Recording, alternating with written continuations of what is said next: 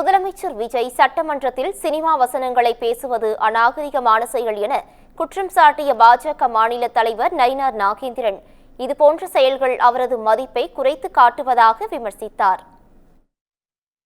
ஆனால் சட்டமன்றத்தில் சினிமா மாதிரி வசனங்களை பேசுவது ஒரு அநாகரிகமான செயல். இதை இப்படி கை காட்டியிருந்தால் வேற யாருந்தா அரெஸ்ட் பண்ணி உள்ளே போட்டிருப்பாங்க. ஆனால் எந்த இடத்துல செய்யக்கூடாதோ, யார் சொல்லக்கூடாதோ அதையெல்லாம் தவிர்த்து விட்டு இப்பொழுது இந்த மாணவிக்கு நடந்த உயர்கல்வித்துறை பிரச்சனையாக இருந்தாலும் சரி, அண்ணன் செங்கோட்டையன் போன்ற வார்த்தைகள் பேசுவதாலும் சரி, இவருடைய மக்கள் நலனில் அக்கறை இல்லை. அப்பா யாருங்கிறத தேடுறது ஒரு அது மட்டும் இல்லை, சட்டமன்றத்தில் பேசுவது என்பது அது தேவையில்லாத ஒன்று. அது அவருடைய பண்பை, அவருடைய தகுதியை காட்டுகிறது அல்லது தகுதியை இழந்து காட்டுகிறது என்று தான் நான் பகிரங்கமாக சொல்ல முடியும்.